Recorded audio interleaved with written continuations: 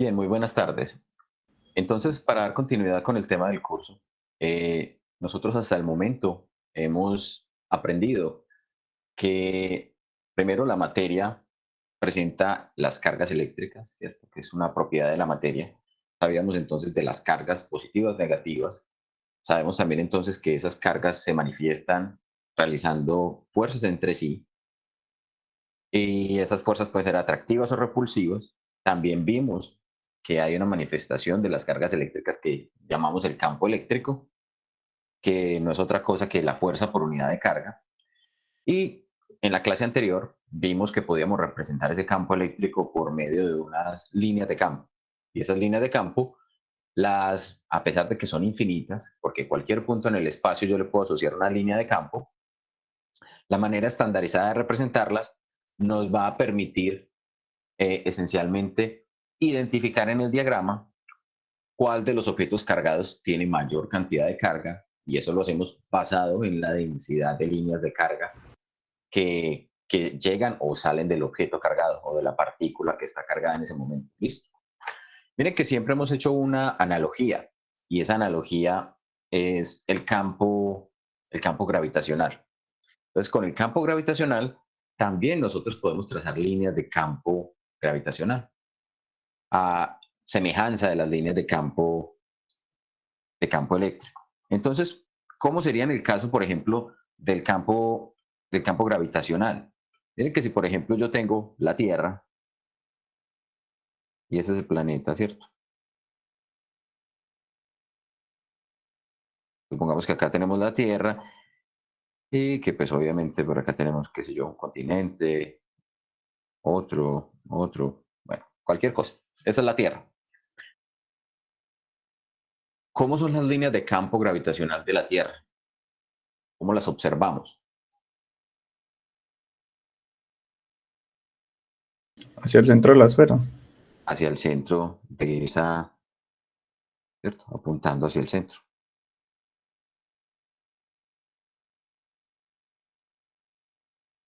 Una cosa que es importante tener en cuenta es que si bien sabemos que esa es la situación que vamos a tener en la Tierra, cuando estamos parados justo sobre la superficie, estamos acá en la superficie de la Tierra, esas líneas de campo gravitacional se pueden idealizar y asumir que son paralelas entre sí.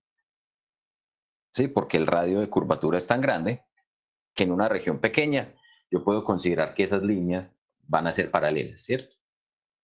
De la misma manera, yo sé que si, por ejemplo, en el campo gravitacional de la Tierra, yo suelto un objeto, digamos, lo libero desde el reposo,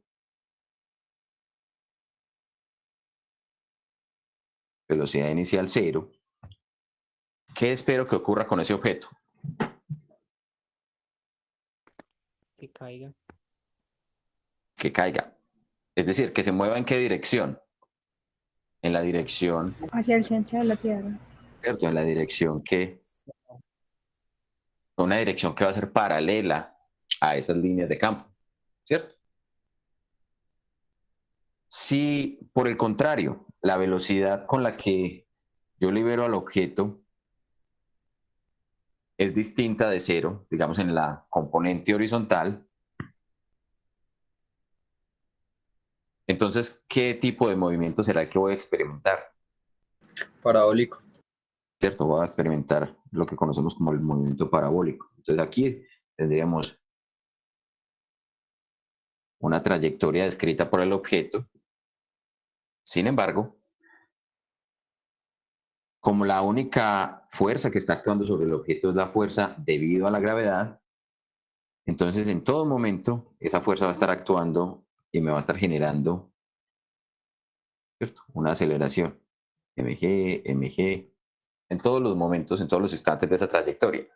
Entonces el único cambio de la componente de velocidad va a ser en la dirección vertical, pero la componente horizontal no va a cambiar. Incluso podríamos haber dicho que cuando llega acá, esa partícula colisiona con la Tierra o con el suelo. Aquí ganó velocidad que no tenía inicialmente, pero su componente horizontal se mantuvo constante. Eso es una de las características, por ejemplo, que ya sabemos que ocurre con el campo gravitacional. Y entonces con el campo eléctrico, ¿qué similitud podemos hacer? Pues bueno, si tenemos, por ejemplo, ahora pasemos al campo eléctrico. En el campo eléctrico tenemos, digamos, estas líneas que me describen el campo eléctrico.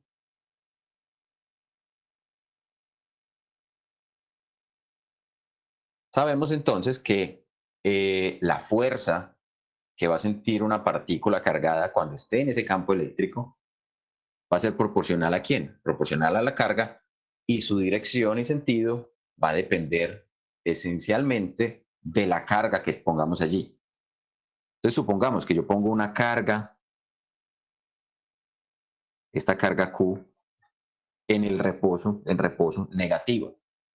¿Qué dirección y sentido tendrá la fuerza eléctrica que esa carga experimentará?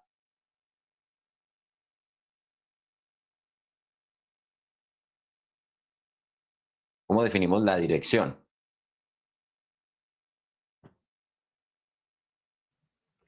Sería perpendicular, tangente a la línea de Ok. campo. Entonces sería tangente a la línea de campo. Esa sería la dirección. ¿Y el sentido? ¿Cuál tendría que ser? En el sentido contrario hacia donde apuntan las líneas de campo, exactamente. ¿Cierto? Entonces, en esta dirección apuntará la fuerza eléctrica que va a experimentar precisamente esa partícula cargada negativa. Si la partícula cargada es una partícula cargada positiva, ya sabemos entonces que vamos a experimentar una fuerza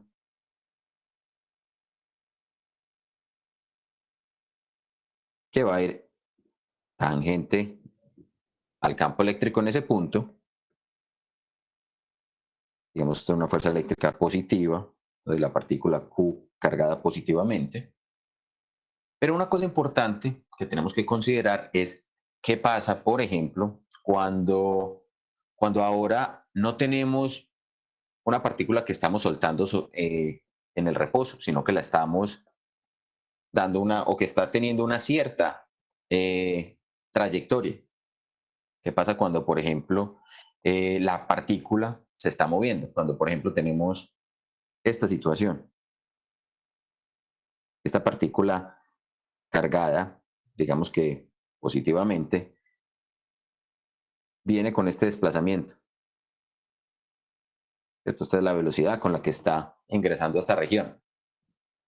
Supongamos que el campo eléctrico únicamente empieza donde empezó la línea inferior. ¿Qué sentiría ella?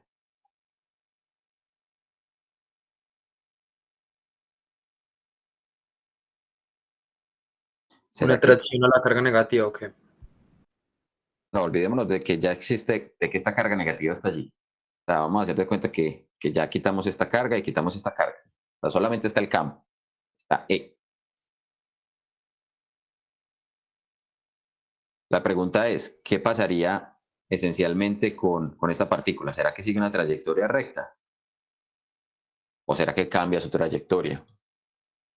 Profe, La yo alguna dirección vez de la fuerza vi, cambia. Daniel dice que cambia. Ángelo también estaba hablando, ¿cierto? Sí. yo iba a decir que alguna vez vi que generaba una onda electromagnética. Como una onda electromagnética. Juan, la verdad, no me acuerdo bien. Yo creo que lo vi alguna vez en un documental, pero no me acuerdo bien. La dirección cambia, profe. Juan. La, la dirección cambia, listo. Entonces todos estamos de acuerdo que la dirección cambia. El comentario que está diciendo Ángelo, sí, tiene que ver con ondas electromagnéticas, solo que hasta el momento todavía no hemos llegado para entender por qué se generaría una onda electromagnética allí. Por ahora simplemente vamos a suponer que esa partícula cargada entra en una región donde hay un campo eléctrico y entonces esta trayectoria que venía siguiendo, que era una trayectoria rectilínea, se va a ver afectada. ¿Cómo se va a ver afectada? Esencialmente, inmediatamente ingresa en esta región. Cuando vaya en esta posición, ella va a sentir una fuerza. Esa fuerza le va a empezar a cambiar la trayectoria. Ah, de pronto por acá el campo no era uniforme. Miren que el campo lo estamos pintando como cambiando en el espacio. Entonces, por acá, cuando interactúe más adelante, va a sentir que la fuerza es en esta dirección.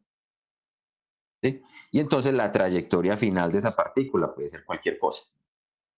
Lo que quiero hacer énfasis aquí es que no necesariamente el desplazamiento o la trayectoria que va a seguir esa partícula cargada va a ser paralelo a las líneas de campo. O sea, las líneas de campo no son líneas de trayectoria de las partículas cargadas. Eso escribámoslo por aquí para que no se nos olvide. Las líneas de campo eléctrico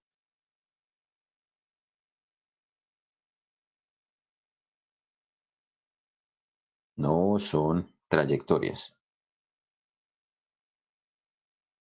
El desplazamiento de la partícula cargada.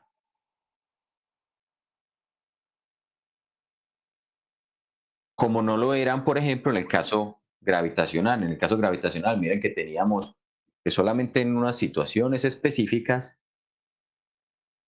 la partícula o la masa que yo estoy liberando desde el reposo sigue una trayectoria paralela a las líneas de campo. Pero miren que esta trayectoria, por ejemplo, ustedes mismos me dijeron, es una trayectoria parabólica.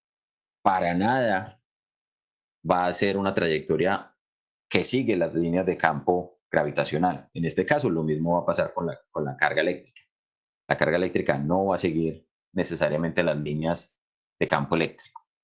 Bien, por allí habían levantado la mano, no alcancé a ver. Sí, yo profe. Ah, ok, José René. Si la carga fuera negativa, sería lo mismo, pero en el sentido contrario.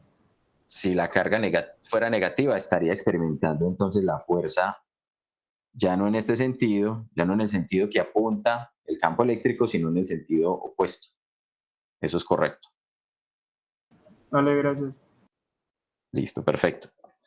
Muy bien.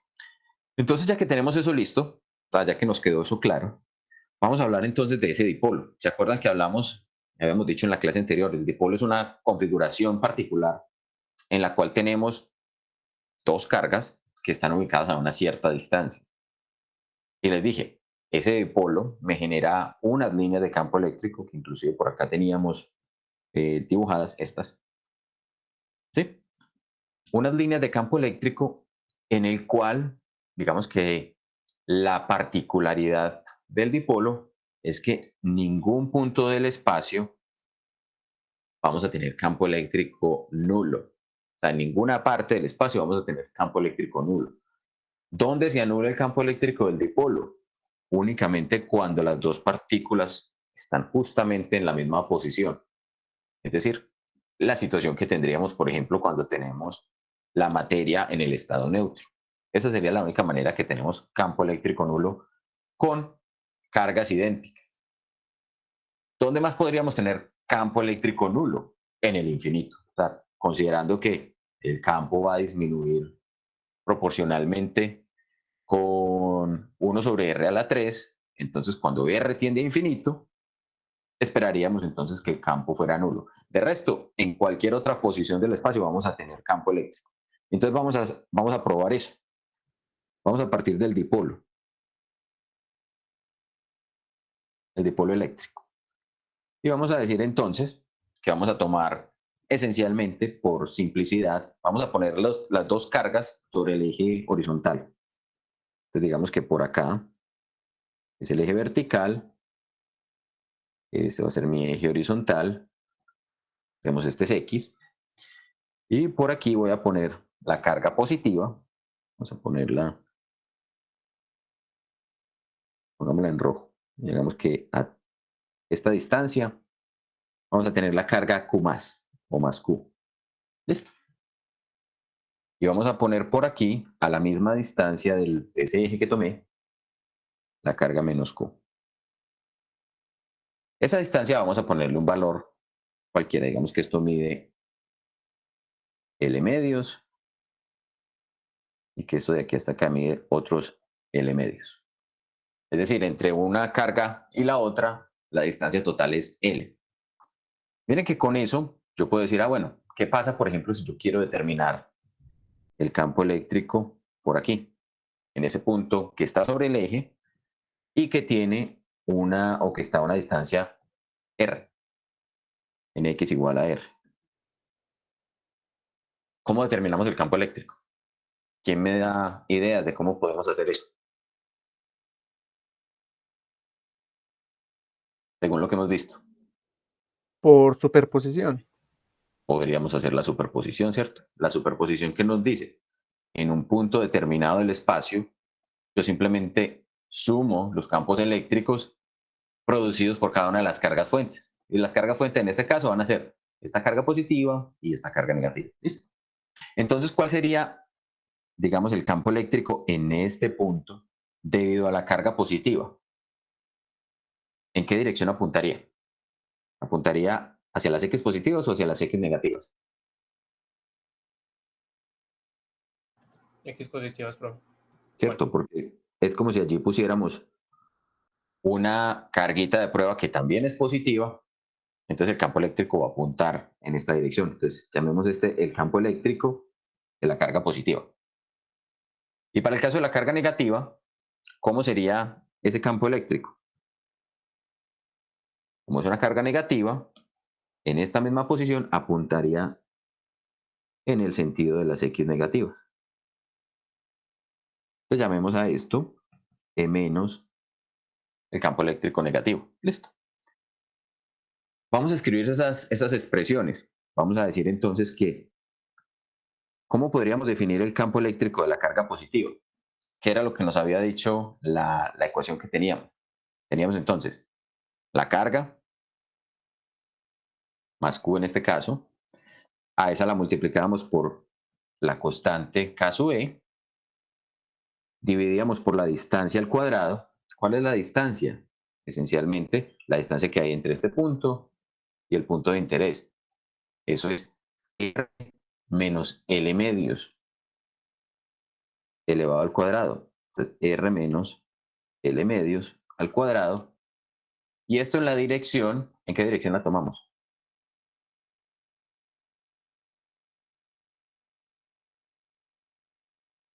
Que recuerden que esto es un vector. Lo tenemos que expresar vectorialmente, ¿sí o no? Entonces, ¿cuál sería la dirección que tomamos allí?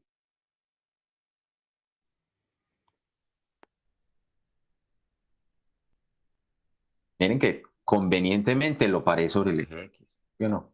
La dirección. Y. Exactamente. Entonces vamos a decir que esto va en la dirección del vector unitario Y. ¿Cuál es la consideración? Vamos a decir que R es mayor que 0, ¿cierto? R es mayor que 0, pero esa sería la expresión que nos dice cuánto es el campo eléctrico en ese punto. Ahora, debido a la carga negativa, la misma historia. Sería entonces menos Q por K sub E sobre la distancia. Ahora la distancia, ¿cuánto va a ser? Va a ser R más L medios al cuadrado y también apuntando en la dirección Y. Recuerden que nuestro vector unitario apunta desde donde está la partícula cargada hacia donde estoy analizando. Y es precisamente este signo menos el que me dice que este vector apunta en la otra dirección, ¿cierto? Entonces el campo eléctrico total, por el principio de superposición, el campo eléctrico en el punto de interés, en este caso en el punto R, sería la suma del campo eléctrico positivo más la suma del campo eléctrico debido a la carga negativa. Y esto no es otra cosa que ¿quién? Que Q por K sub E por esta expresión 1 sobre R menos L medios al cuadrado más, menos 1 sobre R más L medios al cuadrado, y esto en la dirección del vector unitario Y. ¿Listo? Y ahora, ¿qué es lo que vamos a hacer? Vamos a considerar entonces que esa distancia en la que estamos evaluando el campo eléctrico, es decir, que esta distancia L medios, es mucho mayor que R. O es mucho más pequeñita que R, perdón. O sea, que la distancia donde estamos evaluando desde el dipolo hasta el punto de interés, esa distancia es mucho más grande que la distancia que me está separando el dipolo en sí mismo, ¿sí? ¿Eso qué es lo que me permite hacer? Me permite utilizar una cosa que se llama la expansión binomial. La expansión binomial esencialmente me permite escribir una expresión 1 más x elevado a la n como 1 más n veces x más n veces n menos 1 sobre 2 factorial por x a la 2 más n por n menos 1, bueno, pongámoslo aquí, n por n menos 1 por n menos 2 sobre 3 factorial x a la 3 y así con los infinitos términos que yo quiera expresar, ¿sí o no? ¿Alguna vez habían visto esa expresión? Con sinceridad, cuéntenme si habían visto esa expresión. Sí, profe, ese es el triángulo pues tiene que ver con algo del triángulo de Pascal. Exacto, es una forma de representar los términos, los coeficientes que me aparecen allí en el triángulo de Pascal. Entonces, esa expresión, pues esencialmente lo que vamos a hacer aquí es, miren que acá lo que tengo es una expresión que es muy parecida. Esto acá tiene r menos l medios o r más l medios elevado a la 2. Entonces vamos a decir que esencialmente mi expresión r menos l medios lo puedo expresar como si fuera 1 más L sobre 2R. Es como si estuviera allí haciendo una factorización para que no me queden términos de R. Y esto elevado a la menos 2, porque lo tengo 1 sobre esta expresión que tengo aquí. Esto que tengo de esta manera. Listo. Entonces, si lo hago así, incluso puedo poner aquí el término negativo, el más y el menos, para considerar los dos casos particulares. En este caso, n sería menos 2 y x sería más o menos L sobre 2R. Listo. Cuando hacemos esa expresión, hagamos el positivo, por ejemplo. 1 más L sobre 2R a la menos 2. Esto se me convertirá en ¿quién? En 1 más x, que es menos, n, que es menos 2, multiplicado por x, que es L sobre 2R, más el menos 2 por menos 2 menos 1 sobre 2 factorial. Juan, perdón, es Hola. que me perdí. ¿Puedes ¿Qué? repetir, porfa, cómo llegaste al 1 más L sobre 2R? Lo que hice fue simplemente sacar este factor R. Este factor R que teníamos aquí, este R menos L medios, lo saqué como si fuera un factor en ambos términos de esta resta. ¿Sí? Entonces me quedó 1 aquí y L sobre 2R aquí. Listo, gracias. Bueno, entonces aquí, miren que esencialmente pues seguirían los términos que voy a considerar en esta expansión binomial que estamos teniendo aquí. Entonces aquí tendríamos menos 2, menos 2 menos 1, menos 2 menos 2. Aquí sería sobre 3 factorial, L sobre 2R al cubo, más, y seguiríamos, ¿cierto? Como estamos considerando precisamente que R, o sea, la distancia a la que estamos asumiendo esto, es mucho más grande que L, entonces cuando llegamos a estos términos cuadráticos, cúbicos, este factor o la parte del denominador va a crecer mucho más rápido que lo que va a crecer este término de acá. Entonces eso lo que nos va a permitir es casi que despreciar la contribución que esto me está aportando. Y los términos de exponentes mayores también los voy a poder seguir eliminando. Y entonces esa expresión se puede aproximar, ¿cierto? El 1 más L sobre 2R a la menos 2, lo puedo aproximar a quién? A 1 más menos 2 por L sobre 2R. Y esto equivaldría a ¿qué? Equivaldría a 1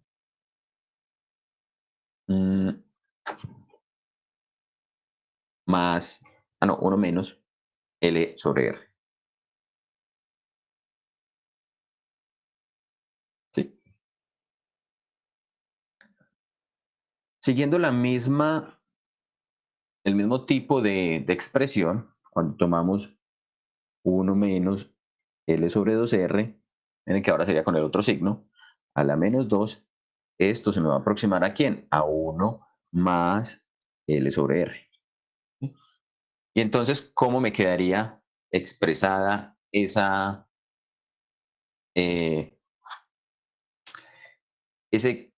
campo eléctrico que teníamos allí cuando yo vuelvo y reemplazo estos valores en esta situación? Miren que acá me quedaría, si recuerdan, ese R menos L medios, lo que yo hice fue precisamente convertirlo en R por 1 menos L sobre 2R, ¿sí o no? Entonces de ahí me va a salir un R.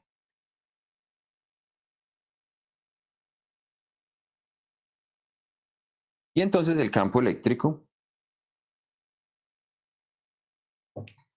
va a ser algo así como de este estilo, va a ser Q por K sub E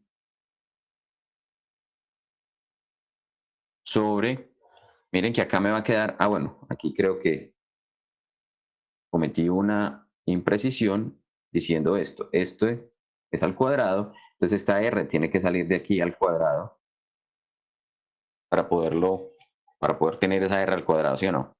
Para poder sacarlo de ese paréntesis que está elevado al cuadrado, tendrá que ser como una R al cuadrado, ¿sí? Entonces, Q por K Pero sobre no era a la menos 2.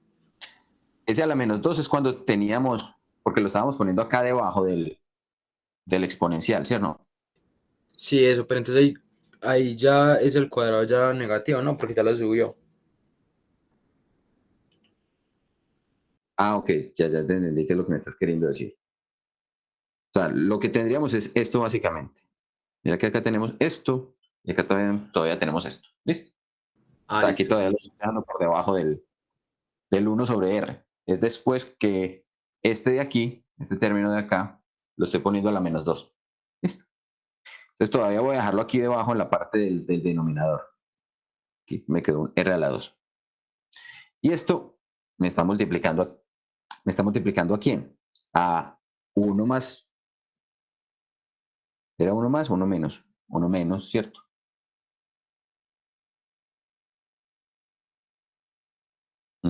El positivo, a ver cómo era que veníamos aquí.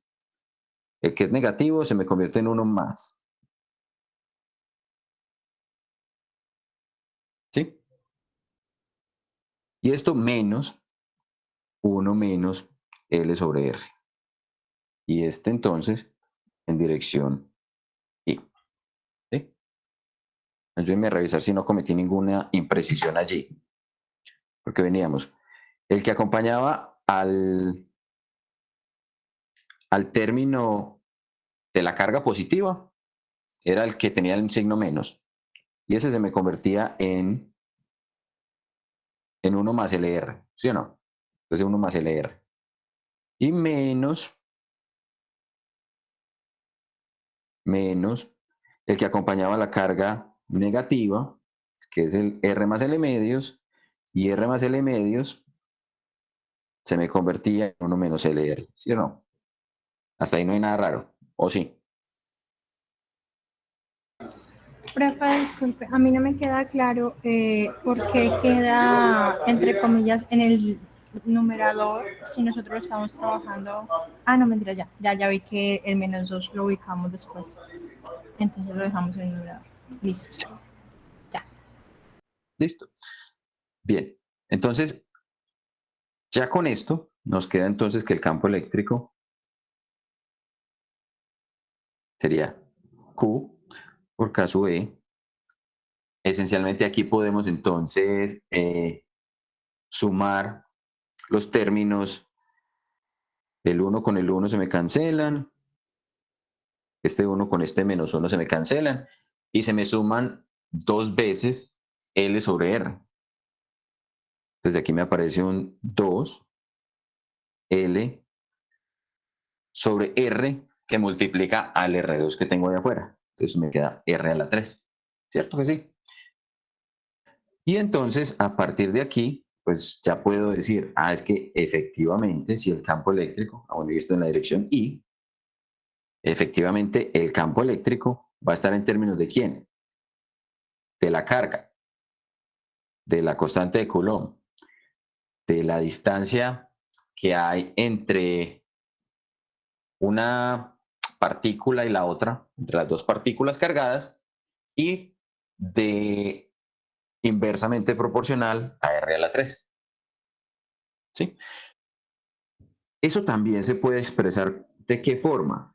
Resulta que yo lo puedo expresar diciendo que esto es 2K sub E sobre R a la 3 multiplicado por un vector P. El vector P, o el valor P más bien, en dirección Y. ¿Y qué representa P? P es un valor que va a representar entonces el producto entre Q y L. Yo podría generar un vector P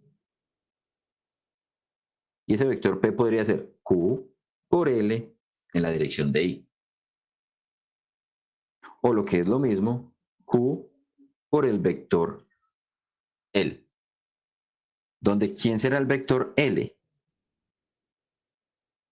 Recordemos cómo teníamos la configuración de las cargas.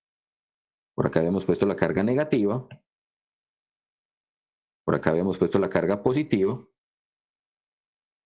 Entonces, ese vector sería un vector que apunta en esta dirección, que tiene toda esta longitud. Este es el vector L. ¿Listo? Ese vector L,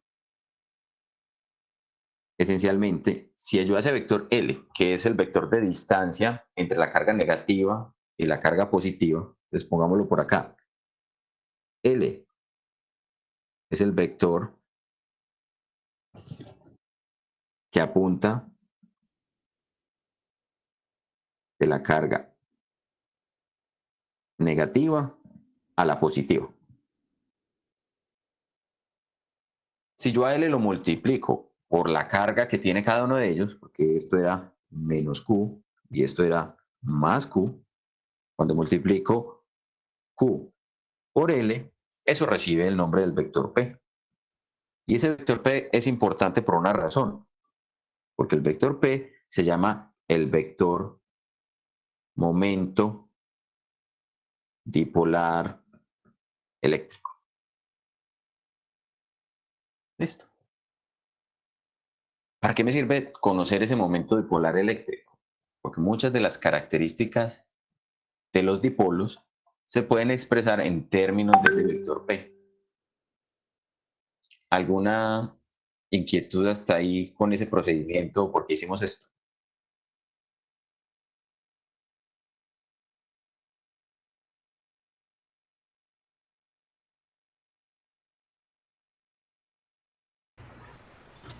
Profe, qué pena, es que a mí se me fue un poquito el internet y no alcancé a escuchar muy bien la explicación de por qué sacamos el P. O sea, sí entendí todo hasta donde está pues la operación que se hizo, pero no entendí el por qué, lo de P, porque se me fue el internet. Bueno, lo que pasa es que P es un vector entonces, o sea, si seguimos esta lógica, miren que lo que estoy haciendo es tomar la distancia entre las cargas y multiplicarlo por el valor de la carga, ¿cierto? Por el valor de una de las cargas, la magnitud, ¿sí o no? Entonces eso me va a dar un vector que se llama el vector momento dipolar eléctrico. Ese vector, el momento dipolar eléctrico, tiene la característica de que muchos de los comportamientos eléctricos de la materia se pueden expresar a partir de conocer ese momento dipolar eléctrico. ¿Listo? Ese vector momento dipolar eléctrico, si ustedes se dan cuenta, tiene unidades asociadas a sí.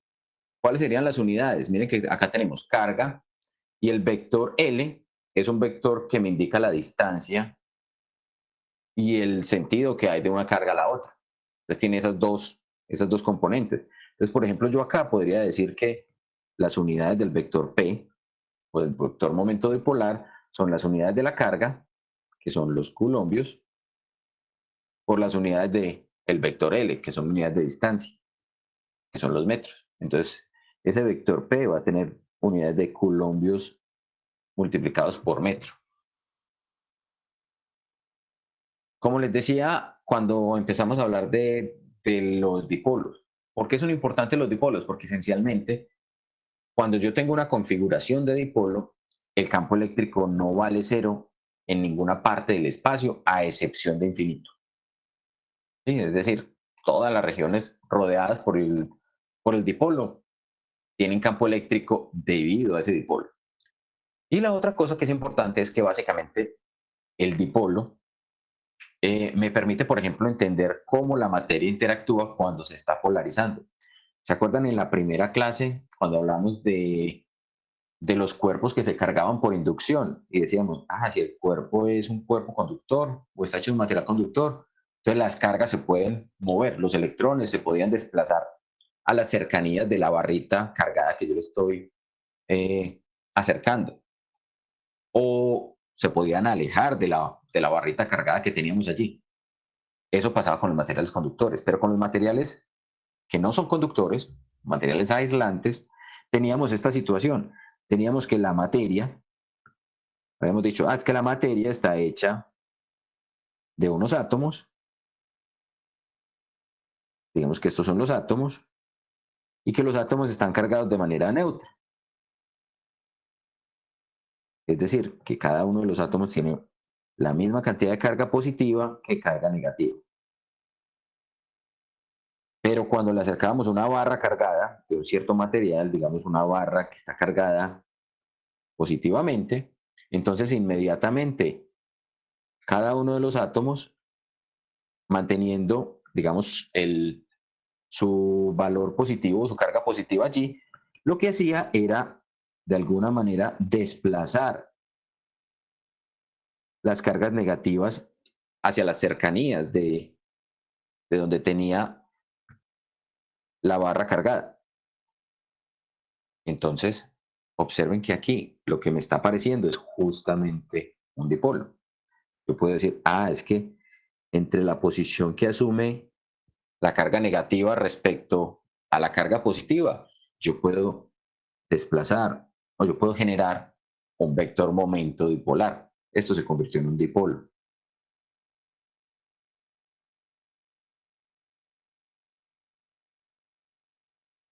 Listo.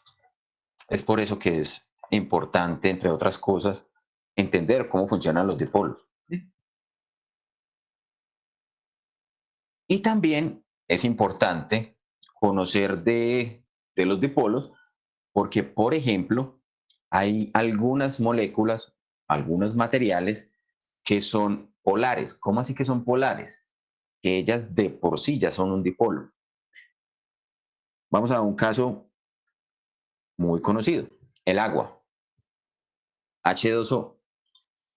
Sabemos entonces que el agua tiene dos átomos de hidrógeno, un átomo de oxígeno, pero resulta que el átomo de oxígeno, vemos que está ubicado aquí, y los átomos de hidrógeno forman unos enlaces de esta manera. Por acá se ubican los hidrógenos. Hola. ¿Alguien iba a decir algo? Bien. Entonces por acá se ubican los hidrógenos. Esto forma un ángulo de alrededor de 104. ¿Cómo? Sí, yo creo que alguna vez lo estudié, era como de 103.4 grados, pero sí, 105 para redondear. Listo. Alrededor de 105 grados, ligeramente por encima de 100 grados. Y entonces, esencialmente lo que está ocurriendo con esa molécula es que la carga negativa, a pesar de que la molécula de agua es naturalmente neutra, la carga negativa está principalmente concentrada en esta parte del oxígeno y la carga positiva, digamos, está por aquí, la carga positiva está desplazada espacialmente. Entonces, eso me forma entre la posición de la carga negativa y la posición de la carga negativa, me forma un dipolo. Es decir, asociado a la molécula de agua, vamos a tener un momento dipolar eléctrico. Entonces, por eso es que decimos, el agua es una molécula polar. Y, por ejemplo, ¿cuánto equivale o a qué valor podríamos asociarle ese momento dipolar del agua? Es del orden de 6 por 10 a la menos 3 coulombios metro. Eso parece muy chiquito, ¿sí o no? ¿Ustedes qué dicen? Pero también hay que tener en cuenta que a la distancia en la que están las moléculas, en realidad eso se va a sentir muchísimo, ¿no? Exactamente. Tenemos una distancia muy pequeña. Entonces ellas interactúan fuertemente y mucho de las características químicas del agua, de por qué decimos el agua es un muy buen solvente, tienen que ver con ese momento dipolar que puede experimentar. ¿Está claro? Hay otras moléculas que, por ejemplo, también podrían ser, u otros átomos que también podrían considerarse dipolos. Digamos, el hidrógeno. ¿Cómo así que el hidrógeno? Sí, el hidrógeno. Ustedes se acuerdan en el hidrógeno, esa configuración que teníamos allí, decíamos, si esto es el átomo de hidrógeno, por acá vamos a tener entonces el protón y por acá vamos a tener el electrón. ¿O no? ¿Sí o no? Era la configuración. Entonces, esencialmente uno podría decir, entonces, entre la carga negativa y la carga positiva, aquí se va a establecer un momento dipolar, que fue lo que acabamos de decir. Efectivamente, sí va a ocurrir un momento dipolar en el átomo de hidrógeno. Pero ¿de qué magnitud estamos hablando? Resulta que la magnitud de ese momento dipolar en el caso del hidrógeno llega a ser del orden de 3 por 10 a la menos 34. Miren los órdenes de magnitud. Estamos hablando de 31 órdenes de magnitud por encima el caso del agua. Estos son coulombios por metro. Perfecto. Continuando con esto de los dipolos, ¿por qué entonces es importante hablar de ese momento dipolar? Porque resulta, ahorita vimos qué pasaba, por ejemplo, cuando teníamos un campo eléctrico. Ese campo eléctrico, allí poníamos una partícula cargada con un cierto signo. ¿Qué pasa cuando ponemos un dipolo? Vamos a decir que esto, por ejemplo, es mi momento dipolar. Es decir, acá estoy poniendo una carga negativa y acá estoy poniendo una carga positiva. Ambas de la misma magnitud. ¿Qué tipo de interacción va a sentir ese dipolo cuando se ubica en un campo eléctrico? Se me ocurre que rote. Se le ocurre bien, efectivamente eso es lo que va a ocurrir. ¿Por qué sabemos que va a rotar? Considerando que, por ejemplo, la distancia entre las cargas positivas y negativas no cambia. Entonces, esta carga eléctrica positiva va a experimentar una fuerza eléctrica que apunta en esta dirección. Y esta carga eléctrica negativa va a experimentar una fuerza eléctrica en esta dirección. ¿Sí o no? Y entonces, en términos prácticos, cuando recuerden de su curso de física mecánica. En el curso de física mecánica decíamos, si tenemos un par de fuerzas que están ubicadas a una cierta distancia, eso me produce un momento o un torque. ¿Sí se acuerdan de esa expresión de torque? Cuando veíamos al final esa parte de cuerpo rígido. Entonces, efectivamente, eso es lo que va a pasar con esta molécula. Ella va a seguir una trayectoria en la que, como está fija, entre este punto y este punto, entonces las fuerzas lo que hacen es hacerla rotar. Hacerla rotar ¿hasta qué punto? No necesariamente vamos a llegar a la situación en la que quede completamente horizontal. ¿Por qué? Porque resulta que la partícula, a ver si soy capaz de hacerla rotar. Vamos a dibujarla por aquí, otra vez, para que expliquemos qué es lo que está pasando. Digamos, esta es el momento dipolar P. Por acá pongamos la carga positiva, por acá pongamos la carga negativa. Permítanme, yo cojo esto, lo agrupo y me lo traigo por acá. Listo. Entonces supongamos que tengo otro dipolo, ¿sí o no? ¿Qué le va a pasar al dipolo entonces? Entonces ese dipolo va a sufrir esto. Va a sentir esta rotación, ese torque. Pero ¿qué pasa? Que no necesariamente va a parar allí, sino que como los dipolos están asociados a la materia y la materia tiene una inercia, entonces él va a rotar hasta aquí. O sea, va a pasarse de su posición. ¿Y qué pasa cuando se pasa de su posición y llega a esta nueva configuración? Dejemos esto por aquí por ahora para que me sirva ahorita explicar lo que está ocurriendo. Se va a empezar a devolver para girar en el sentido contrario.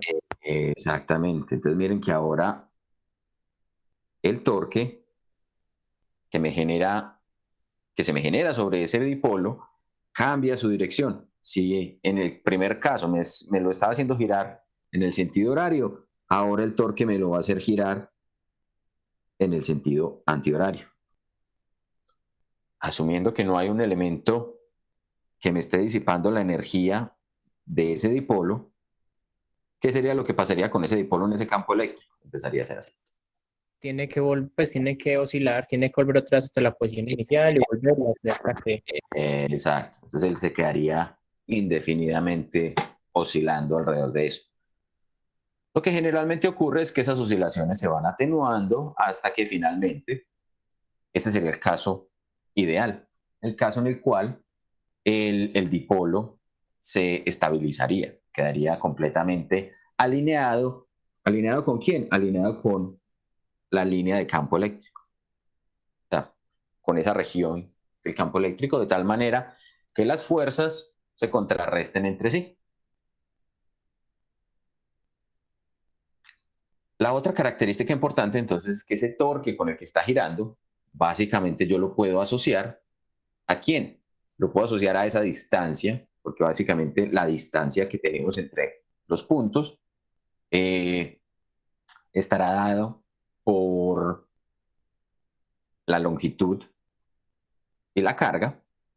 Pero entonces si nos damos cuenta, miren que el torque que se me está generando para cualquiera de las situaciones, supongamos esta primera que analizamos acá, el torque va a ser, suponiendo que va a girar alrededor de este punto, miren que este estaría a una distancia L medios y este está también a una distancia L medios. Eso fue lo que habíamos dicho cuando dijimos que poníamos las dos cargas a una cierta distancia.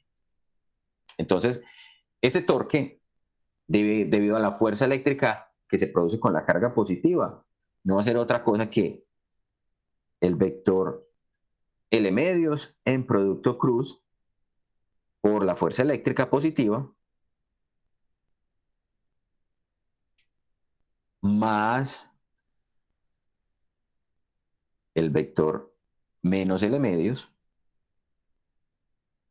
por la fuerza eléctrica en producto cruz por la fuerza eléctrica que me produce sobre la carga negativa. Cada una de ellas, esto sería L medios en producto cruz por Q cruz E más menos L medios, producto cruz menos Q por E. Y esto no es otra cosa que Q por L en producto cruz por E. Es decir, simplemente esto que tenemos acá, Q por L, suponiendo que esas son las cargas que tenemos allí asociadas, este es el vector momento dipolar multiplicado por el campo eléctrico.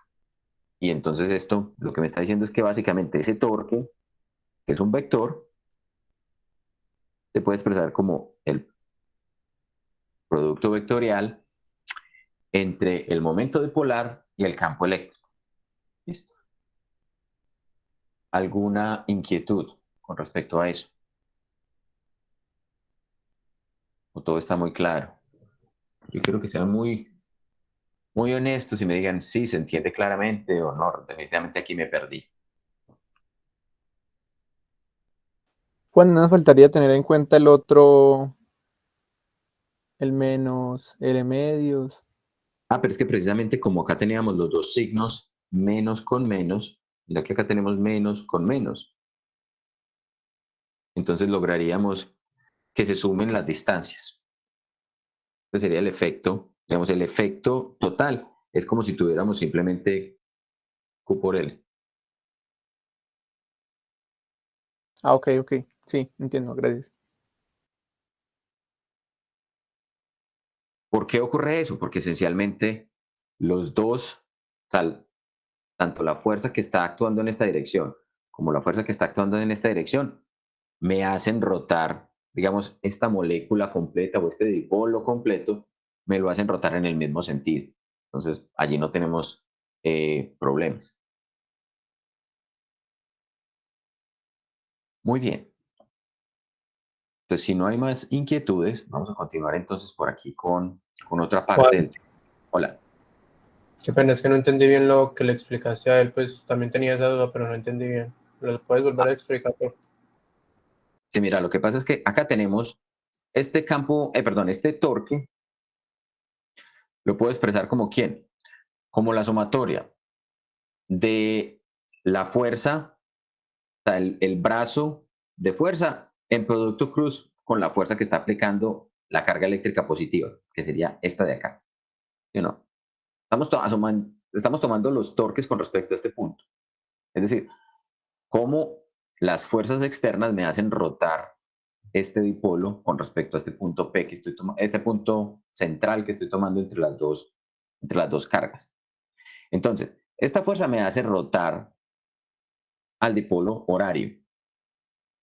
Ahora, si considero la otra fuerza, mira que aquí lo que estoy haciendo simplemente es tomar el vector, a ver, pongámoslos acá, digamos, no en términos de L medios, sino en términos de vectores, para que lo veamos bien. Si se acuerdan, habíamos dicho este vector completo que va desde aquí, pongámoslo en otro color, pongámoslo en naranja. El vector que me separa las dos cargas es L, ¿sí o no? Este vector que tenemos de aquí hasta aquí es el vector L medios, desde este punto central. Entonces, ¿cuál será el vector que venga desde aquí hasta abajo? Simplemente menos L medios. Entonces, esencialmente lo que debemos recordar es que el torque, en el sentido de torque mecánico, se expresa como el producto entre el vector posición y la fuerza. R cruz F. ¿Eso qué es lo que me está indicando? Entonces, aquí voy a tener dos torques. Un torque que me está produciendo la fuerza eléctrica, llamémosla positiva, más un torque que me está produciendo esta otra fuerza eléctrica, que es la que está generándose sobre la carga eléctrica negativa. ¿Sí o no? ¿Cómo es el torque de la primera parte? Es con respecto a este punto. Es vector posición, que es L medios, producto cruz por esta fuerza. Eso me da un vector que en este punto apunta hacia afuera. Que apunta hacia adentro del tablero. ¿Sí? Es decir, que me hace rotar en este sentido. Y de la misma manera, si yo tengo este vector menos L medios y aplico el producto cruz, pues vector menos L medios apunta hacia allá vector fuerza eléctrica negativa apunta en esta dirección, entonces también me hace girar al dipolo en el sentido horario, o sea, en la misma dirección. Profe, ¿por qué es esa dirección del vector? Menos L medio es el segundo. Porque yo simplemente estoy tomando L medios apuntando hacia arriba. O sea, L medio lo estoy tomando aquí, mirando para arriba. Es como si hubiéramos tomado mi sistema de coordenadas aquí, justamente en este punto. Entonces mira que el segundo vector, esto es simplemente menos L medio, es ahí. Es la misma magnitud, pero apuntando en la dirección opuesta.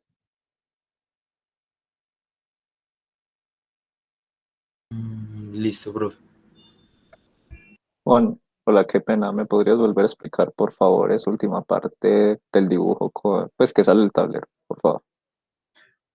De lo que sale, de lo que entra el tablero, o sea, lo que Sí, hablamos del torque. sí, por favor. Qué pena Mira, con vos. recuerden que esto es un producto vectorial, ¿sí o no? Esencialmente eso es lo que estamos diciendo. Que el torque, cuando yo lo estoy considerando sobre un plano, o sea, bidimensional, me implica un producto cruz. Si ustedes recuerdan, el producto cruz es una operación vectorial en la cual yo requiero tener básicamente tres vectores que sean ortogonales, mutuamente ortogonales. Entonces, supongamos, si esto fuera X, esto fuera Y y esto fuera Z, cada uno de esos vectores o cada uno de esos sistemas va a tener asociado un vector unitario, Y, J y K. Hasta ahí creo que eso ya lo conocen ustedes, ¿sí o no? De geometría o no sé. Ah, sí.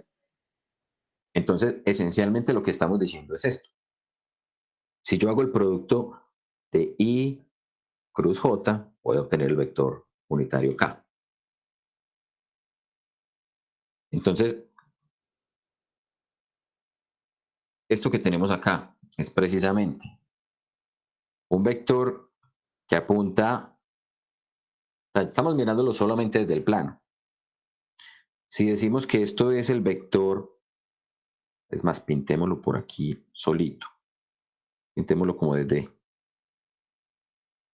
el principio. ¿Dónde está el verde? Que se me perdió el verde.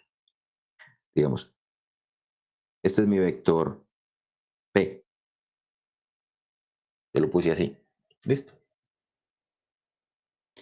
Pero el vector P tiene la misma longitud que ese vector L. Esto es L, ese de acá era P. Y lo que estoy diciendo es, me voy a parar justamente aquí, en este va a ser mi sistema, digamos, de coordenadas. Digamos que esto es X, que esto es Y. Entonces, P apunta en la dirección de J. P apunta en la dirección de J. Es paralelo a J. Pero la fuerza eléctrica que experimenta esta carga positiva, aquí es donde puse mi carga positiva,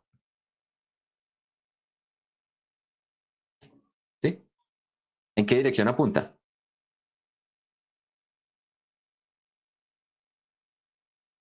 En I. En I, ¿sí o no? Entonces, la fuerza eléctrica positiva es paralela a I, perdón, I.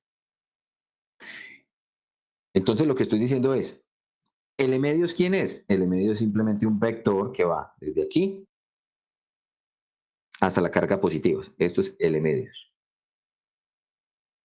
L medios también apunta en la dirección de J. L medios también es paralelo a J. Y entonces, ¿qué era lo que me decía los productos cruz? Esencialmente lo que estoy diciendo es L medios, producto cruz con la fuerza eléctrica positiva. L medios apunta en la dirección J. Desde J me muevo hacia I, hago el producto cruz con I. Eso me da menos K. O sea, si J me da K, J cruz I me da menos K. ¿Sí? por esa propiedad que uno le decían I, J, K, y otra vez sí. Entonces miren que me estoy moviendo precisamente de J a I, entonces voy en la dirección opuesta a la flechita. Entonces tengo que llegar a K, pero con el signo cambiado. Entonces J cruz I me da menos K. Menos K para esta, digamos, esta configuración de ejes coordenados, X va para allá, Y va para arriba, Z tendría que salir del tablero y por eso estamos diciendo que el torque tiene que ir hacia adentro del tablero. Listo, Juan, muchísimas gracias. Listo. Y de la misma manera, pues vamos a hacer el análisis con la carga negativa. Tendríamos la carga negativa por acá y la carga negativa, entonces lo que cambiaría es ¿quién? Cambiaría el vector que estoy tomando. Este sería, el vector que apunta hacia acá es menos L medios. Bien. Entonces, con eso, esencialmente miren que lo que estoy observando, a lo que estamos llegando es precisamente a esa expresión entre el torque que va a experimentar una carga, un dipolo eléctrico en términos de su momento dipolar y el campo eléctrico. ¿Alguna inquietud hasta allí? Bueno, un compañero escribió una duda en el chat. ¿Por qué el vector L y el vector P tienen igual magnitud? El vector L y el vector P tienen igual magnitud en el sentido que apuntan de la carga negativa hacia la positiva. ¿Sí? Pero en términos prácticos tenemos que recordar que el vector P tiene unidades de coulombs por metro. Y el vector L solamente tiene unidades de metros. O sea, el vector P es la fuerza del campo eléctrico, mientras que el otro solamente es la distancia.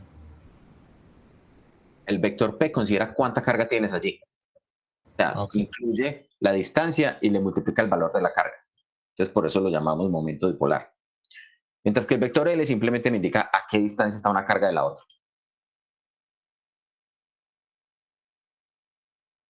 Bien.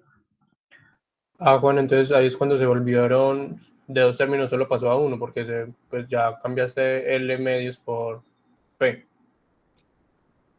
Cambié L medios por... Exacto, L medios más el otro L menos L medios sería L total. Entonces mira que eso me quedó L por Q, esencialmente. ¿Dónde es que está? Aquí está. Q por L. Aquí fue donde esto se volvió P. Mira que acá tenía L medios y acá tenía el otro L medios. Esa longitud en total es la longitud de L, la magnitud del vector L. Y lo estoy multiplicando por la misma magnitud de carga, a pesar de que tenían signos diferentes. Entonces allí es donde esto se me convirtió en P.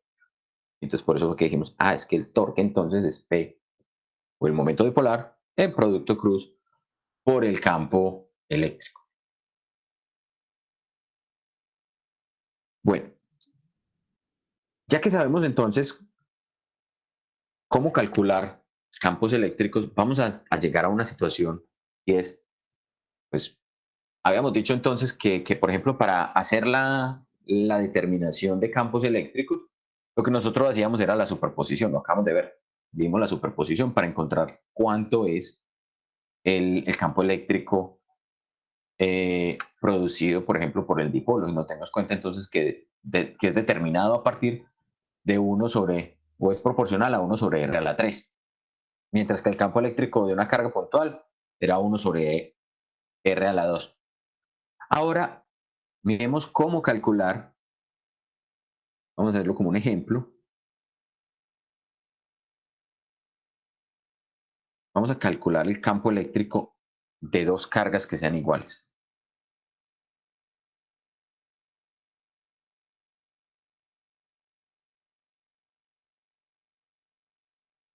Entonces, para eso, vamos simplemente a determinar cuánto es el campo eléctrico a lo largo del bisector, es decir, del eje que me separa las dos cargas iguales. Vamos a hacerlo de esta manera. Entonces, lo que vamos a decir es esencialmente, tomando esa misma configuración que teníamos para el caso del dipolo, vamos a decir que mi eje X apunta, por ejemplo, en esta dirección Y en esta otra dirección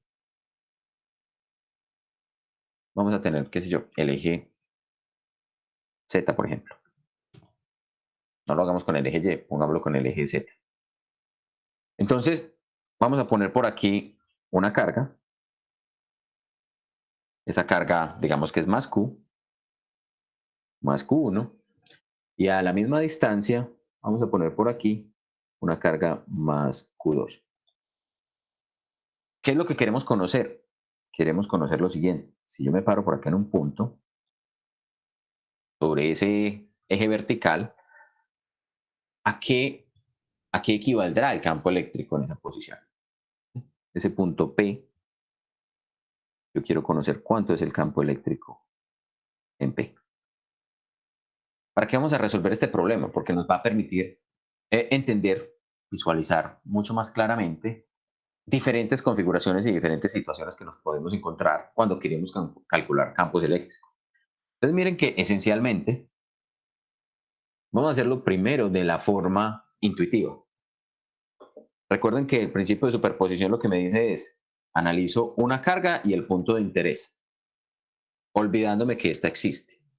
Luego analizo la segunda carga y el punto de interés, olvidándome que la primera existe. Eso es la estrategia de solución. Analicemos la primera, Q1. Digamos que la distancia entre estas dos cargas está dado por la distancia D. Y que la altura a la cual está la partícula o el punto de interés está a una altura Z. Bien. ¿Qué tendríamos que considerar entonces? Tendríamos que considerar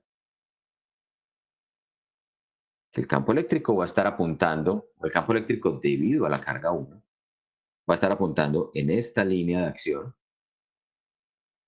y que como estamos hablando de que esta carga es una carga positiva, ¿en qué dirección tendrá que apuntar el campo eléctrico en P debido a la carga 1? Pueden abrir el micrófono, pueden En escribir dirección Q1P. en la dirección entonces de ese vector unitario que tomemos allí. Entonces, observen que lo que podríamos haber hecho es simplemente, vamos a hacerlo primero de manera intuitiva. Es decir, esta va a ser la dirección que el campo eléctrico va a tener debido a la carga 1. ¿Sí? Sabemos que apunta en esa dirección. Y ahora, ¿cómo es el campo eléctrico producido por la segunda carga? Pues por la segunda carga, sabemos que va a apuntar entonces en esta línea de acción.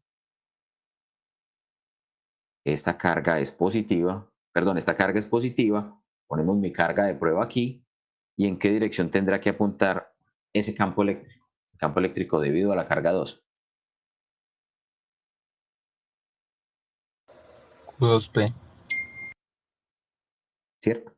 Tendrá que apuntar en esta dirección. Vamos a ponerlo un poquitín más largo. Ahí.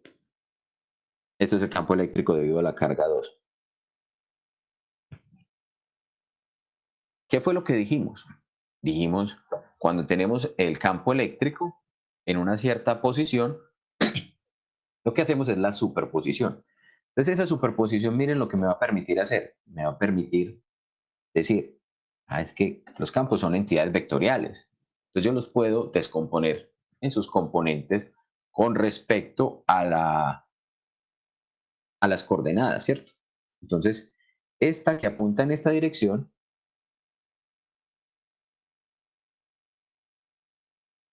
va a ser la componente X del campo 1.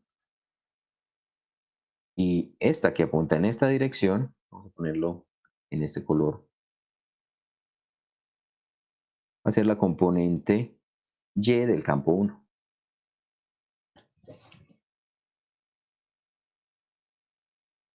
De la misma forma voy a hacerlo para la segunda situación.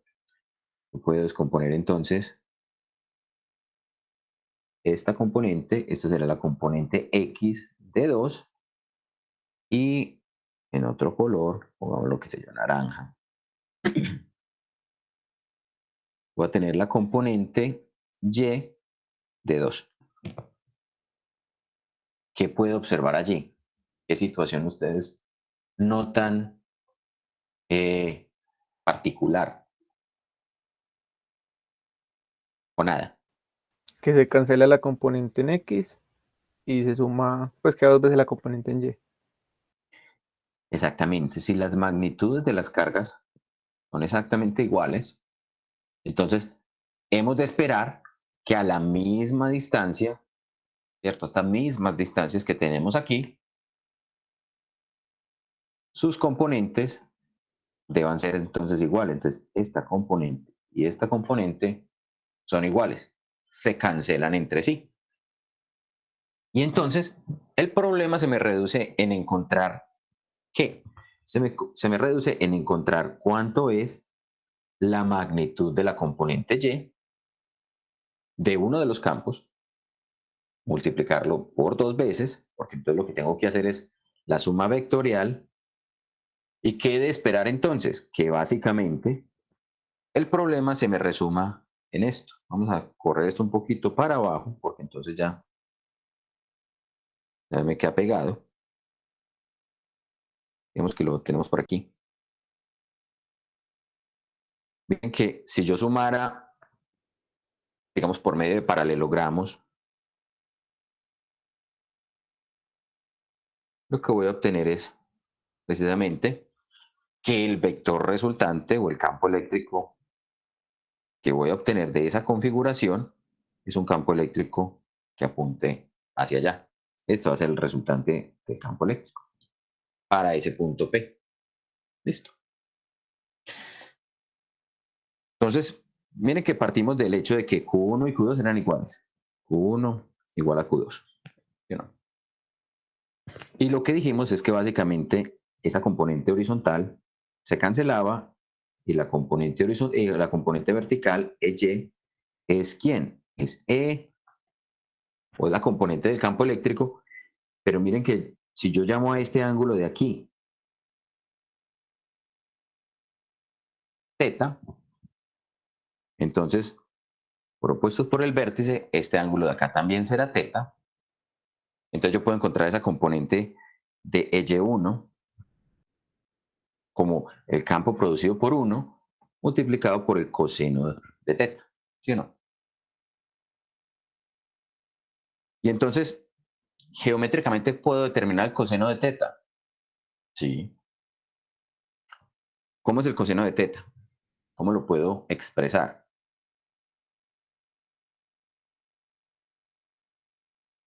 Miren que siempre habíamos dicho, estas distancias que hay entre el punto donde está la carga y el punto de interés, lo habíamos llamado R. Z sobre R. Entonces el coseno de θ no es otra cosa que Z sobre R. Y R está cambiando. También está cambiando. ¿Por qué? Porque es que el punto P yo simplemente lo puse a una altura Z. Pero si el punto P yo lo hubiera puesto por aquí, entonces R cambia y Z también cambia. Y el ángulo θ también cambia. Entonces tengo que tener eso en consideración. ¿Dónde voy a poner? ¿Dónde voy a poner entonces el punto P? ¿Y cómo lo puedo expresar en términos de los parámetros que no van a estar cambiando? Entonces, miren que también lo podríamos haber expresado a R geométricamente como ¿quién? Considerando que esto es un triángulo rectángulo que se me formó aquí, R será entonces la hipotenusa de ese triángulo rectángulo, donde los catetos son Z y de medios. ¿Sí? Entonces, R no es otra cosa que la raíz de D medios al cuadrado más Z al cuadrado. Con esa información que tenemos ahí, miren que lo que estamos haciendo entonces es básicamente convertir el problema, un problema que tenía, digamos, la contribución de una carga y de la otra, en un problema que se nos está volviendo mucho más simple de solucionar porque involucra es geometría, básicamente, y hacer uso de la simetría que tiene el problema. Entonces es importante, por ejemplo, en esta situación, haber puesto el sistema de coordenadas de esta manera. Entonces, haber dicho que voy a poner justamente mi eje vertical, donde quiero hacer el análisis, allí. Otro punto en el espacio, también lo podría haber hecho, pero va a ser un poco más tedioso, digamos, desde la forma o desde el argumento matemático. Entonces, el campo eléctrico resultante, llamémoslo E, que era ese que habíamos pintado allá, no es otra cosa que ¿quién? Que la suma de E1 por el coseno de teta más E2 por el coseno de teta. ¿Y esto en qué dirección? Recuerden que esto es un vector. Ese vector apuntaba en la dirección del eje Z. Y eso tiene asociado entonces al vector K. Aquí la pregunta. Entonces, ¿será que en este momento yo necesito, para solucionar este problema, complicarme poniendo un vector unitario que salga desde por aquí? Este le llamémoslo R1P. Este otro vector unitario R2P. ¿Vale la pena? No, profe. No. ¿Cierto? Ya no. ¿Por qué? Porque precisamente esa condición de simetría me da directamente la característica vectorial del resultante. Entonces ya sé que no importa en qué punto sobre P esté parado, perdón, en qué punto sobre el eje vertical yo esté parado, la resultante siempre va a apuntar en la dirección de el Z. Ah, pero ¿qué pasa si estoy por debajo? Si P es un punto por aquí por abajo, ¿en qué dirección apuntará ese campo? Menos Z. ¿Cierto? Apuntará hacia abajo. Y eso lo tengo que tener claro, lo tengo que tener en cuenta. Justamente, también vamos a darnos cuenta que si estoy justamente aquí parado, justo en el cero, ¿qué debería ocurrir? 0. Los campos, el campo eléctrico producido por este apunta hacia la derecha y el campo eléctrico producido por este apunta hacia la izquierda. Son de igual magnitud, se van a cancelar, entonces la resultante tendrá que ser 0. Entonces, la respuesta a la que lleguemos tiene que darnos cuenta de todas esas situaciones. Esa es la línea que aparecía en la simulación. Sí, esa es la línea que aparecía en esa simulación donde teníamos las dos cargas y teníamos el vector resultante. Esa es esa línea. Listo. Entonces ahora que ya sabemos eso, entonces miren que el problema se nos está resumiendo en lo siguiente. Resulta que acá tenemos básicamente la suma de el campo 1 más el campo 2, ambos multiplicados por el coseno de teta. Esto sabemos que va en la dirección de K. Ya eso lo conocemos. Y tenemos que reemplazar entonces cuánto vale E1, cuánto vale E2, multiplicarlo por el coseno. Entonces miren que E1 es ¿quién? Q1 por K sub E sobre ¿cuánto es la distancia? R, la habíamos llamado. Tenemos R al cuadrado más el campo eléctrico producido por 2, que es Q2 por QE sobre R al cuadrado multiplicado por el coseno de teta y esto en dirección K. Esto es el campo eléctrico final. Luego, miren que R al cuadrado, es que por aquí tenemos esas igualdades geométricas que nos salieron a partir de analizar la geometría de nuestro problema. Dijimos que R era la raíz, entonces R al cuadrado es la expresión que tenemos acá sin la raíz, ¿cierto? Entonces podemos decir que E es entonces 1 por K sub E sobre de medios más z al cuadrado. Perdón, esto quedaría entonces de medios al cuadrado más z al cuadrado, ¿sí no? Y más Q2 por K sub E sobre de medios al cuadrado más z al cuadrado por el coseno de teta en K sub E. En la dirección K, perdón. Mire que tenemos el mismo denominador y tenemos un término que es esencialmente que es una constante en ambos casos. No solo eso, por allá habíamos dicho que las cargas Q1 y Q2 eran iguales, entonces simplemente las puedo reemplazar por una única carga, es decir, que esto vale Q. ¿Sí? La carga 1 y la carga 2 valen simplemente Q, y eso me simplifica mucho la situación, porque entonces ese campo eléctrico va a ser ¿quién?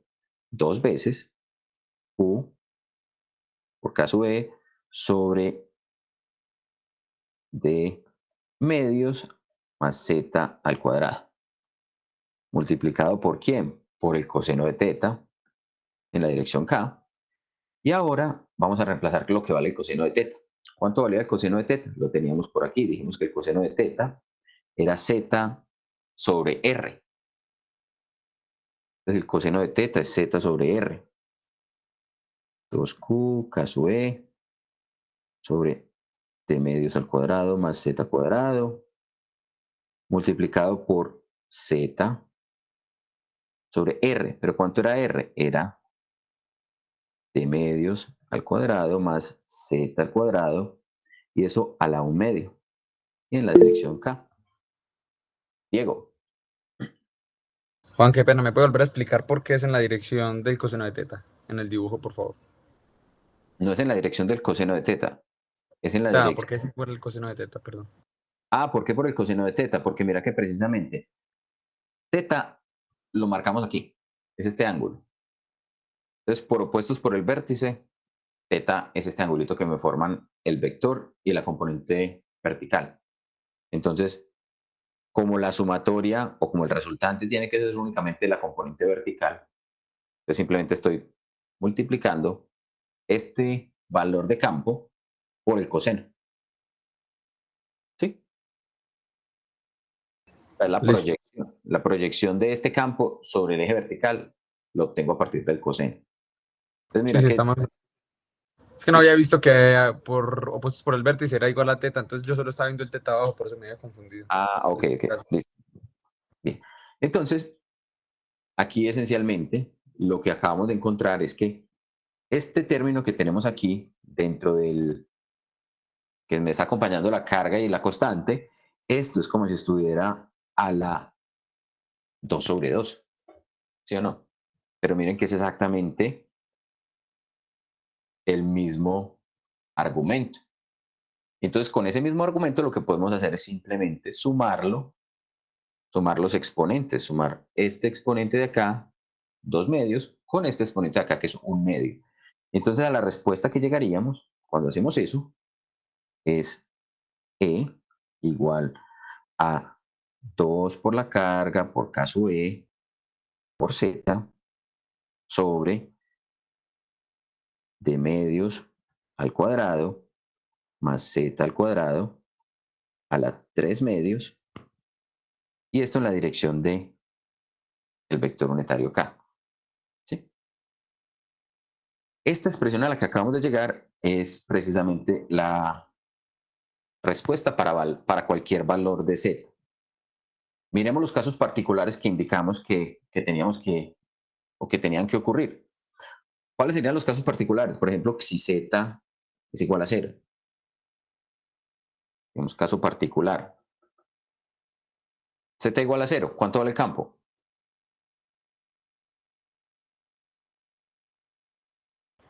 0. Cero. ¿Cierto? A Z igual a 0, vale 0. ¿Cuál otro campo o cuál otro punto puede ser de interés? Podría ser, por ejemplo, de interés que yo quisiera conocer qué pasa si estoy muy alejado, si me estoy alejando de esta posición, estoy muy, muy lejos. Intuitivamente, ¿qué debería un observador desde muy lejos percibir como esta carga puntual aquí y esta carga puntual aquí? Un dipolo. No, porque tienen los mismos Tiende a signos. cero. Es del mismo signo, sí. Tiende a cero. No tan lejos. No estamos en el infinito. Estamos hablando de lejos, pero no tan lejos. O sea, si estamos en el infinito, sí es cero. Pero si estamos lejos, pero no tan lejos, ¿qué debería ocurrir con estas dos cargas? Se mirarían muy próximas, ¿no? Se verían muy próximas. Entonces tenemos una carga de más Q y otra carga de más Q. Entonces tenemos dos cargas de más Q, ¿sí o no? Entonces el campo eléctrico que uno debería esperar es como si la carga fuera, es como si el campo que estuviéramos viendo es el campo de una carga de 2Q. Miremos si eso sí ocurre. Entonces, si Z es mucho mayor que D, cuando hablamos de mucho mayor, estamos hablando del orden de 4 órdenes de magnitud. Ojo que no estamos diciendo infinito. Esto es aproximadamente 4 órdenes de magnitud.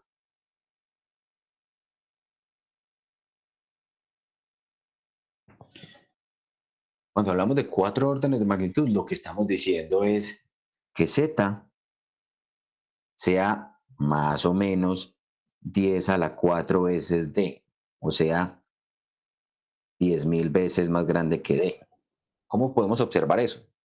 Por ejemplo, si mis dos cargas están separadas una distancia de 1 milímetro, ¿qué puede ocurrir, cierto?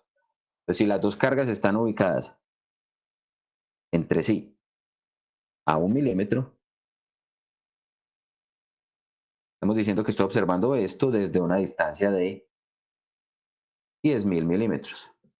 ¿Cuántos son 10.000 milímetros? Son 10 metros. 10 metros. ¿Cierto?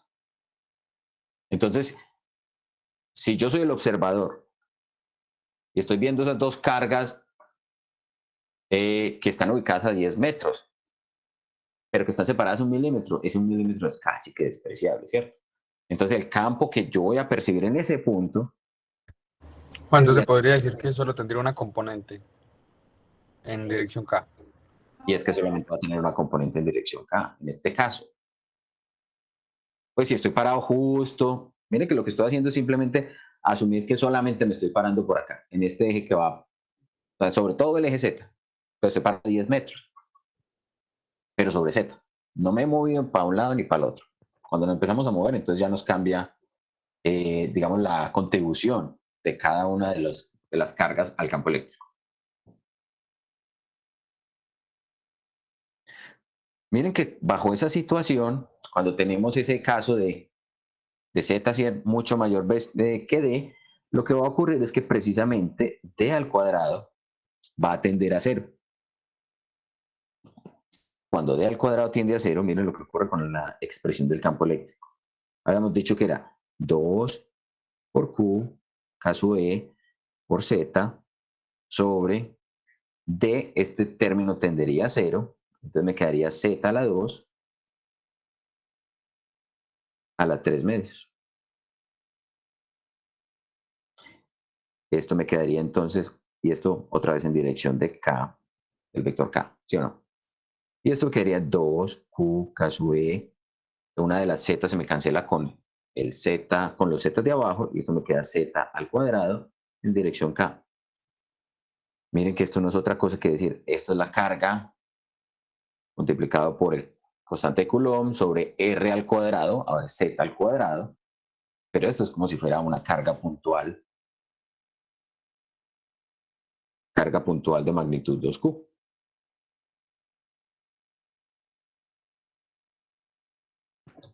¿Sí? Pero es exactamente la misma forma funcional. Bien. Otro ejercicio que podemos hacer. ¿Alguna inquietud con eso que acabamos de hacer? ¿O está muy claro?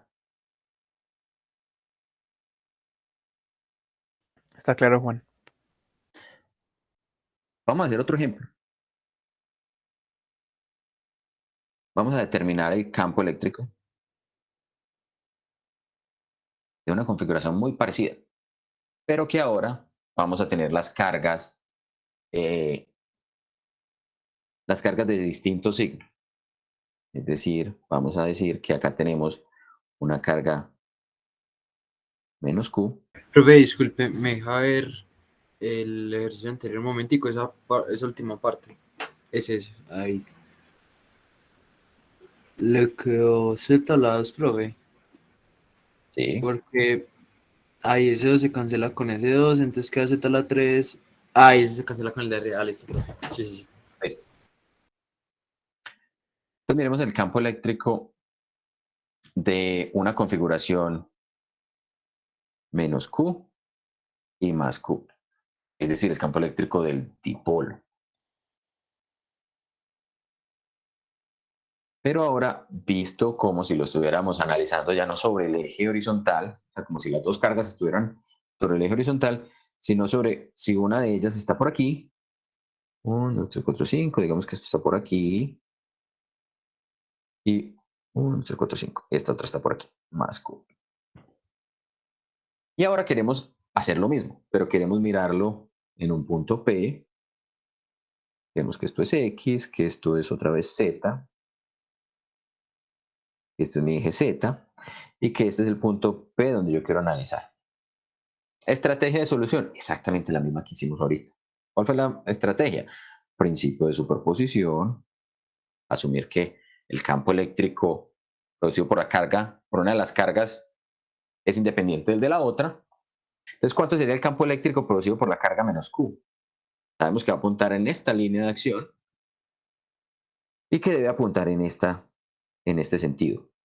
Pongámoslo bien. Tiene que apuntar en este sentido. ¿Por qué? Porque esta es una carga negativa.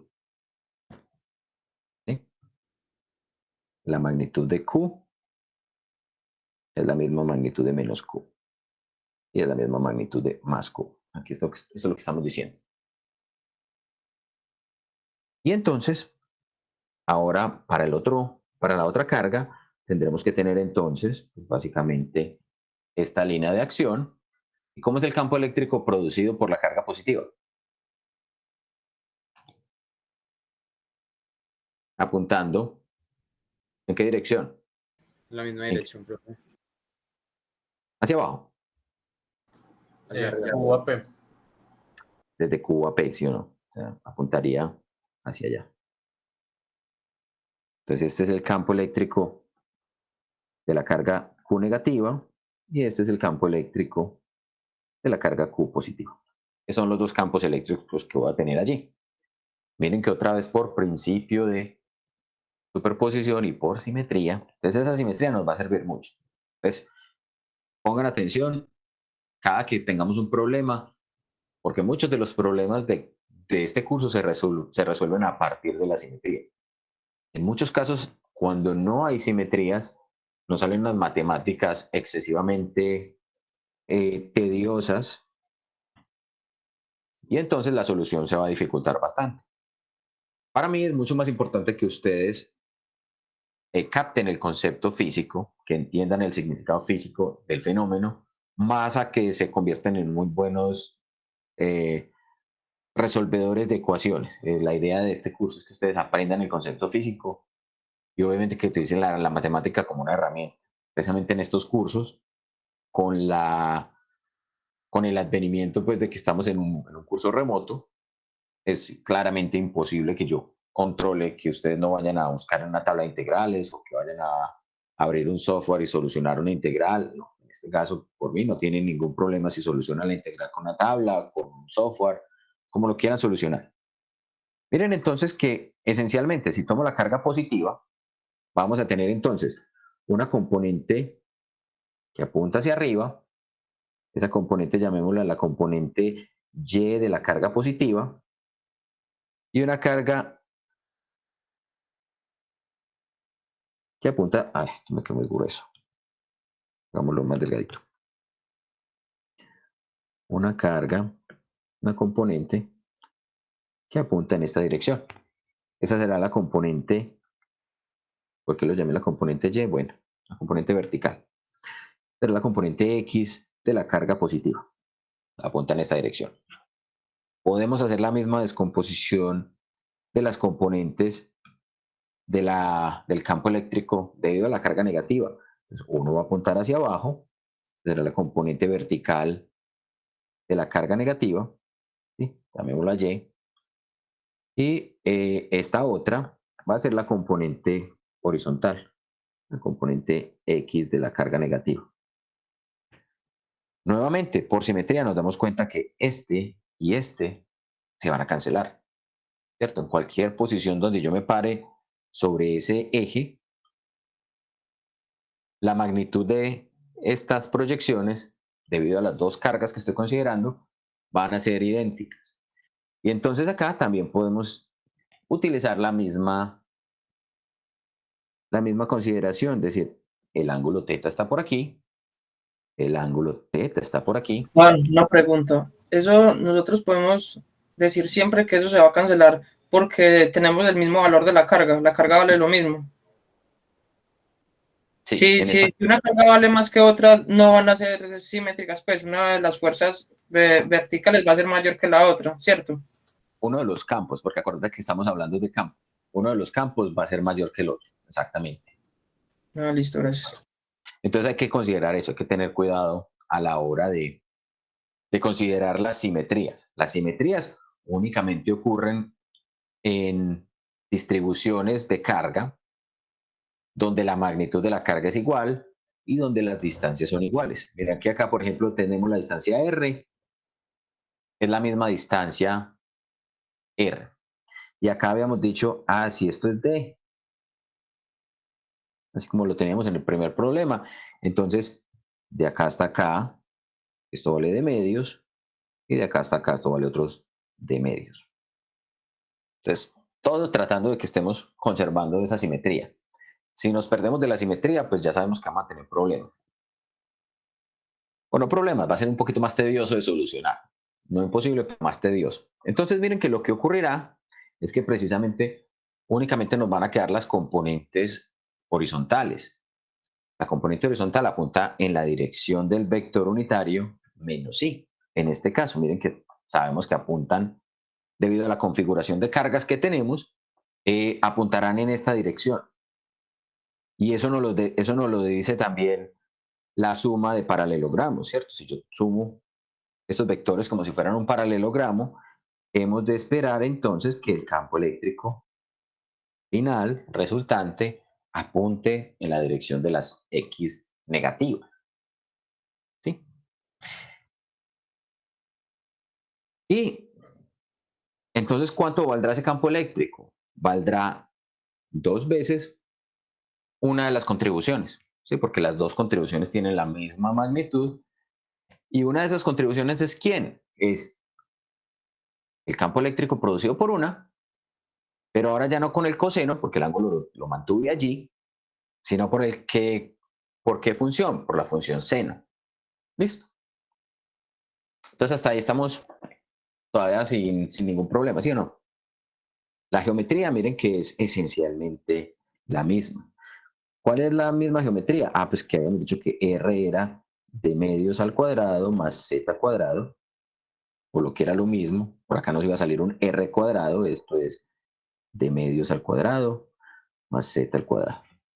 Incluso lo podríamos poner por aquí de una vez, porque ya sabemos que esa solución va a tener en algún momento esa suma. Para el caso del seno, ¿cómo es el seno de θ? Pues el seno de θ, si este era el seno de θ que yo quería conocer, miren que el seno de θ no es otra cosa que cateto opuesto sobre la hipotenusa, entonces de medios. Entonces sería de medios sobre la hipotenusa que era R. Entonces esto me quedaba D sobre 2R y esto era lo mismo que tener D sobre 2 veces, esto pongámoslo así, D medios al cuadrado más Z al cuadrado a la 1 medio. ¿Sí? Hasta ahí todo está claro. Espero que no haya ninguno por ahí embolatado. Si está embolatado, es la hora que me diga para poderlo desembolatar antes de que terminemos la clase, que ya casi vamos a terminar. Y entonces, miren que el campo eléctrico se podría expresar como ¿quién? Como el campo eléctrico debido a la carga positiva por el seno de teta, más el campo eléctrico debido a la carga negativa por el seno de teta. Y sabemos que esto va a ir en la dirección de menos I. Y entonces, Profe, antes de claro, continuar, disculpe, en el ejemplo anterior tuve que ausentarme un momento de la clase y no pude ver esta parte. ¿Podría explicarme por qué tenemos que ese campo eléctrico es igual a multiplicar el campo eléctrico positivo por el seno y el campo eléctrico negativo por el seno y sumarlos? porque eso es precisamente esta componente, esto que tenemos acá. Ese es el campo eléctrico positivo, este que está en rojo, ¿sí o no?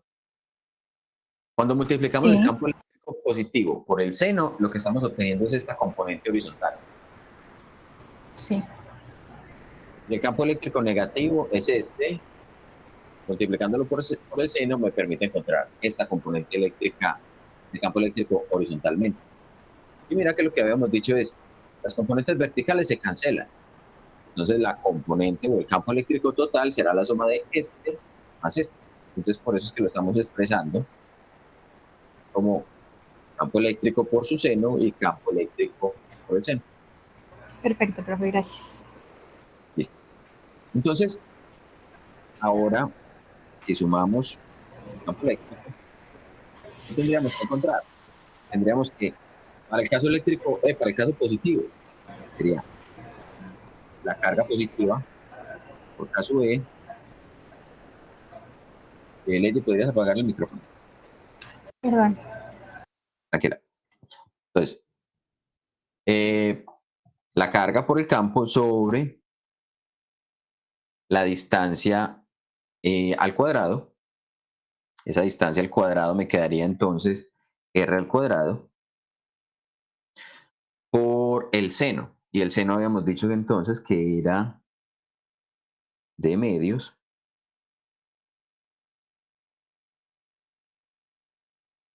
por D al cuadrado más Z al cuadrado a la 1 medio.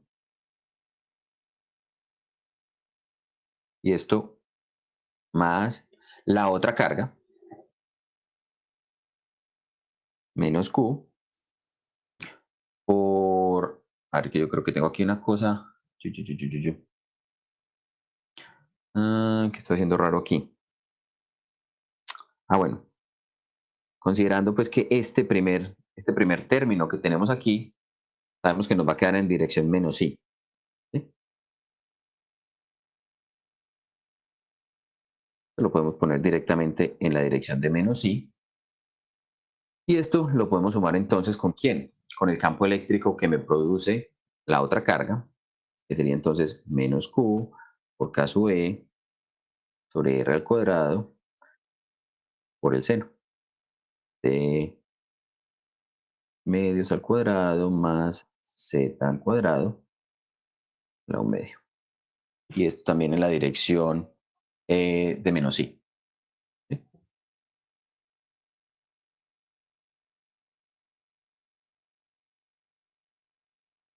Cuando sumamos entonces los dos campos, miren que esencialmente vamos a tener, es una suma, la suma de las dos componentes. Esencialmente se nos está duplicando el término que tenemos aquí. Esto que tenemos acá, este R al cuadrado, ya sabemos que lo podemos expresar en términos de esta expresión que teníamos aquí. ¿Dónde es que está? Esta, R al cuadrado. Entonces el campo eléctrico va a ser igual ¿a quién? A la carga por Q sub E por D por R al cuadrado, que era D medios al cuadrado más Z al cuadrado a la 2 medios, que multiplicaba a 2 veces, otra vez este mismo término, de medios al cuadrado, más z al cuadrado, a la 1 medio, más, considerando que este menos, que sabemos que de una vez la dirección en la que apuntaría ese campo, va a quedar en este otro término, va a quedar en la dirección menos i, ¿sí? Sacando el factor aquí, tendríamos entonces que esto sería k sub e sobre r al cuadrado, perdón, vamos a dejarlo tal cual como lo teníamos aquí, vamos a poner otra vez esta misma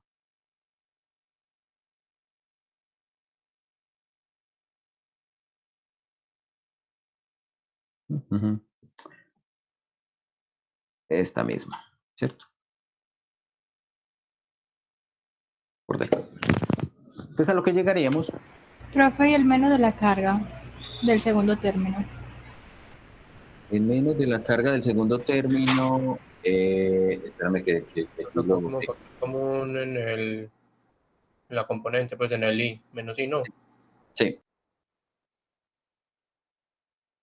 Bien, entonces, ahora, Disculpe que insista, pero entonces en alguna de las dos ecuaciones sobra o falta un menos.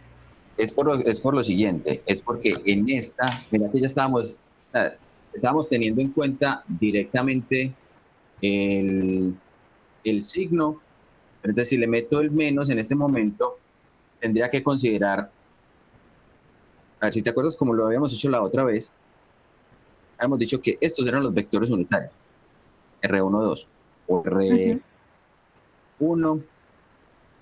hasta el punto P. ¿Sí? Sí. La respuesta que deberíamos tener entonces para el campo eléctrico debería ser en este sentido. Digamos, el campo eléctrico en el punto P, debido a la carga 1, tendría que ser en esta dirección. Pero de entrada, asumimos directamente la dirección que va a tener este campo, perdón. Entonces, si ponemos otra vez el signo negativo, Los llevaríamos a ese estado, entiendo. no. Entonces, es por eso que precisamente hay que tener cuidado al momento de definir si vamos a trabajar con esta notación o si vamos a directamente asumir en qué dirección vectorial tiene que darnos el campo eléctrico. Entonces, podríamos haberlo hecho, digamos, completamente a ciegas y decir, asumo que el campo eléctrico tiene que apuntar en la misma dirección de este vector y el producto es el que me va a decir, no, apunta en la dirección contraria. O podríamos decir simplemente que entonces, que de hecho entonces acá el problema es considerar este campo eléctrico como negativo, que realmente es la magnitud de la carga aquí, la que me va a decir, o la que ya tiene la información vectorial, porque la información vectorial ya la sabía de antemano. O sea, desde el principio del problema yo ya sabía en qué dirección me tenía que dar la componente del campo eléctrico. ¿Sí? Y entonces, acá cuando ya hacemos la suma de estas dos, como son las dos mitades, digamos, esto me quedaría Q por K sub E por D multiplicado por R a la 3. ¿Sí? Porque esto es esencialmente R al cuadrado. Estoy haciendo raro yo. Estoy haciendo algo raro por aquí. No.